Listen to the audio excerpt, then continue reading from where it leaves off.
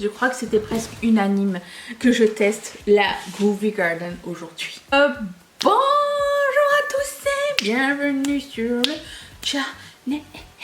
Donc on va tester cette palette là. Est-ce que j'ai d'autres nouveautés? J'ai une nouveauté parce que je ne l'ai jamais mise. C'est le Pillow Talk de Charlotte Tilbury. Mais je ne sais pas si c'est l'original ou pas, mais il me semble plus foncé. Donc on va mettre ça. C'est la seule nouveauté. Le reste, c'est les produits de ma rotation.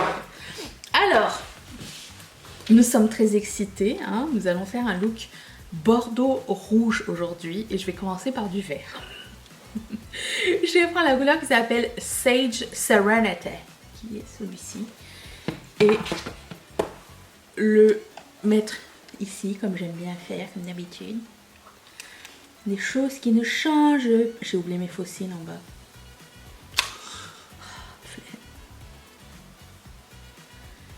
J'ai fini un documentaire qui était dans ma liste depuis un petit moment, mais Laurie, si tu passes par là, tu m'avais dit que tu l'avais vu, moi, et j'avais trop hâte.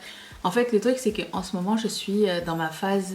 En septembre, je recommence ou je continue American Horror Story. Là, j'ai recommencé parce que j'avais tout fini l'année dernière. Et là, je vois le documentaire arriver, In Vogue in the 90s, l'époque de ma jeunesse. Et c'est un excellent documentaire. Alors, je sais pas pourquoi ça finit en queue de poisson. On dirait qu'il manque des épisodes. Il n'y a que 3 épisodes, mais ça finit... Moi, je sais pas, c'est le feeling que j'ai eu. On dirait que ça finit et il manque des épisodes. Est-ce qu'il va y avoir une suite? J'aimerais vraiment beaucoup. Mais en fait...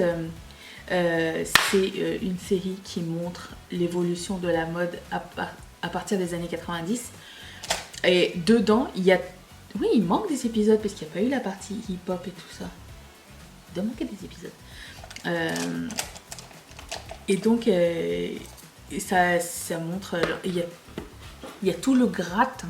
Genre, il y a Claudia Schiffer, il y a Eva Evangelista, il y a Kim Kardashian, il y a... Anna Wintour, Kate Connington,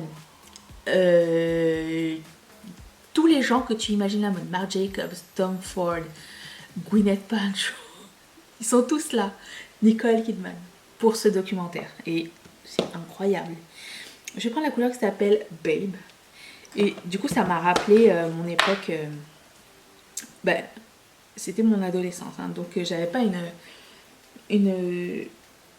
Premièrement, j'avais pas une très bonne relation avec mon corps et c'était les idoles de... Je sais pas si vous l'avez vécu pareil. Hein. J'essaie de remettre ce baume à lèvres de chez Naturium. Excusez-moi. C'est une horreur. Je vais les déclutter.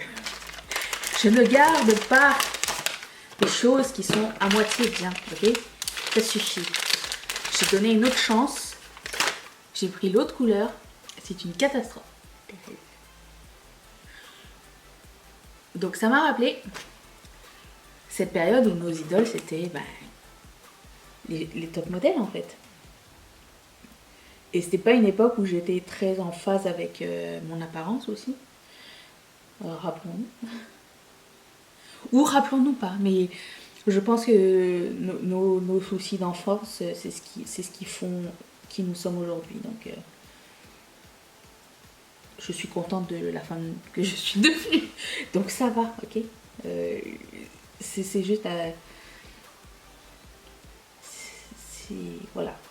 Donc ça m'a rappelé cette époque. Et à quel point ça a pivoté la mode à partir de ce moment-là. Et les codes ont changé beaucoup. Et on était témoins de tout ça. Et... je sais pas.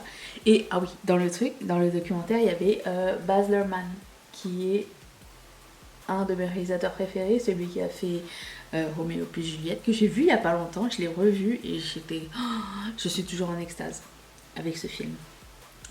Great Gatsby, Moulin Rouge, tout ça c'est lui, ok? Et il y a Baz Luhrmann dedans.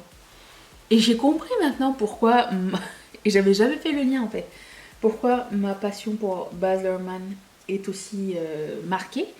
c'est parce qu'il était très impliqué dans la mode. Et tout ce que les gens portaient dans ces films, tout était genre à l'aide des designers.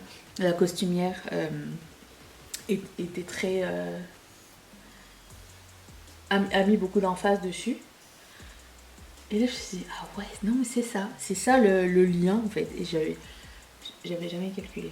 Je sais, il y a des choses évidentes comme ça. Mais j'avais pas fait un plus un. Alors, d'après ce que j'ai appris, le costume que Leonardo DiCaprio il porte le jour de son mariage avec Juliette, dans Roméo plus Juliette, c'était un costume Prada. Et c'était une des premières fois que... alors, je sais que Balenciaga avait fait des... Est-ce qu'il a... Non, il n'a pas fait de costume, il me semble. Il avait fait des robes. Pour Audrey Hepburn. Mais pas... Je pense qu'il avait refusé Breakfast at Tiffany's. Est-ce que je me trompe? Je suis pas dans les facts. Et apparemment, c'était une des premières fois où il y avait, on va dire une des, ok, un designer qui faisait une collab avec des costumiers pour un film. Donc il porte du Prada c'est un costume Prada pour son mariage. Je trouvais ça super intéressant. Donc si vous aimez les fun facts, vous aimez la mode, je vous recommande grandement. Je vais prendre la couleur qui s'appelle Easy Dreams. Ah, j'ai changé mes ongles parce que tout de suite après, je vais filmer la vidéo présentation de la collection d'Halo Vitre. Et je me suis dit, il me faut les ongles. Parce qu'il faut que je filme les...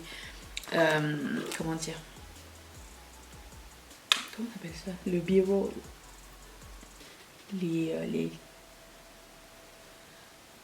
Les zooms sur les textures et tout ça. Bref, je vous recommande si vous aimez la mode ou si vous aimez en apprendre plus à ce sujet. C'est excellent comme documentaire. Voilà. Ça m'a ramené vraiment dans le passé. Et voilà. Alors, je ne sais pas si c'est une bonne période.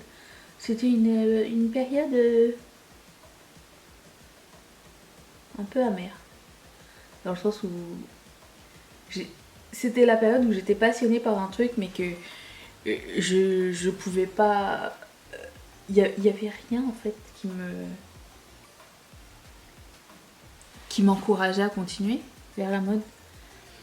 Je sais pas, pour moi la mode ce sera toujours une passion à côté. C'est correct, parce qu'après ça, quand j'ai vécu dans les blogs et tout ça, et enfin quand j'ai eu ma période blog et j'ai vu comment ça se passait, les coulisses et tout, je suis comme non, vaut mieux que ça reste un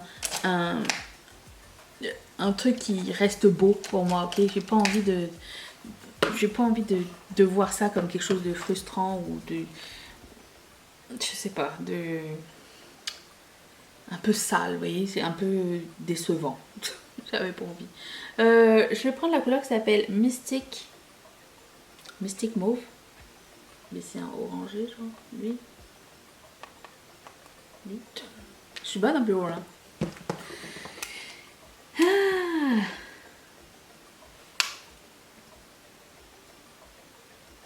J'ai très envie de faire un cut cuisse aujourd'hui. C'est un peu hors de contrôle ce truc. Attends. Là, je sais pas, c'est plus froid que... Je sais pas si le rouge va bien ressortir du coup.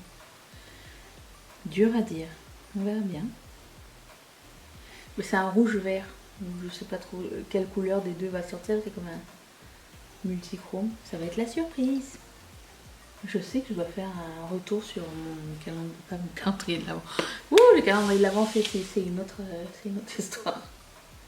Il arrive. Il est bientôt prêt. Je reprends la couleur Easy Dream. Je dois faire un retour sur mon project manuel. Mais entre nous, il s'est pas passé grand chose. Vous voyez, j'ai comme boosté les 6 premiers mois. Et le reste après ça, c'est comme ah, mais je sais pas, ça me tente pas. Je suis le genre de personne qui s'ennuie très rapidement. une des raisons pour lesquelles mes collections sont édition limitée, c'est que j'aime pas faire 10 000 fois la même chose.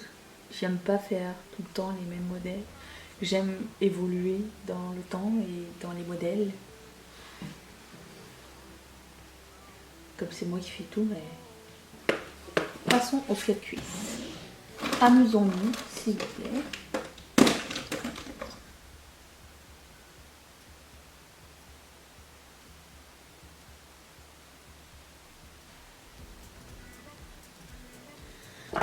Ça, je prends un pinceau plat mais ferme le plus rapidement possible. J'ai vu dans le documentaire sur Vogue, j'ai vu Mary J. Blige avec un queue de cuisse incroyable. Donc j'avais envie d'en faire. Je sens que ça va revenir là. On n'est pas à la bonne période là, ça serait bien. Bon, je vais retourner mon truc à queue de cuisse. Et je vais prendre la couleur qui s'appelle Lava Lamp. Vous savez, ce rouge qu'on avait essayé l'autre fois. Ça a l'air gras.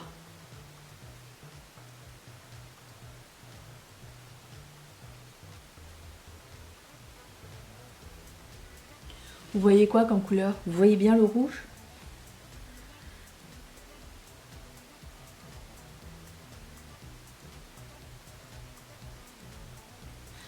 On est... Quel jour vous voyez ça, vous? Jeudi? Qu'est-ce que ça va être la vidéo de... J'ai envie de faire un autre make-up pour samedi. Ou un vlog. Je sais pas trop. Ok, je vais reprendre la couleur, la première, Babe, là, le bordeaux foncé. Et je vais faire un petit fondu ici. Je vais prendre la couleur qui s'appelle Rétro.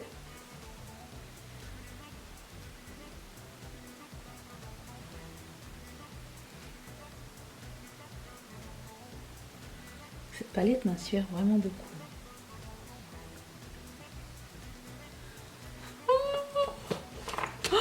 Je pense que c'est un de mes looks préférés ever. Waouh!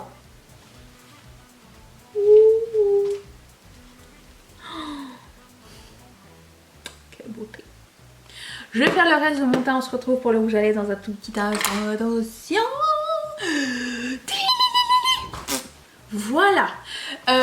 J'ai fait mon teint avec ma rotation du moment et j'ai mis un lip liner qui s'appelle Field Trip de chez Colourpop. C'est la collection, vous savez, avec les tournesols qui n'ont pas besoin de rouge à lèvres. On va finir avec le rouge à lèvres, si vous êtes encore là. Mon Dieu, c'est glowy. J'ai mis du Fix Plus. Je sais pas. Pas sûr.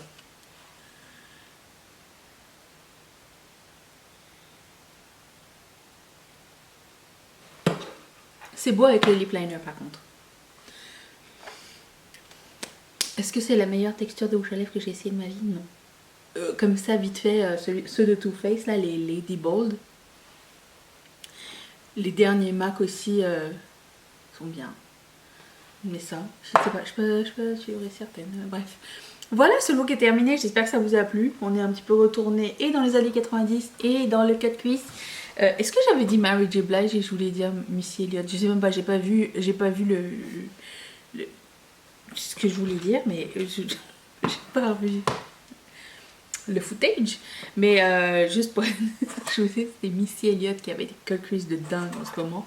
Donc, juste, voilà, si vous avez besoin d'inspiration, tapez Missy Elliott et vous allez trouver plein de trucs incroyables.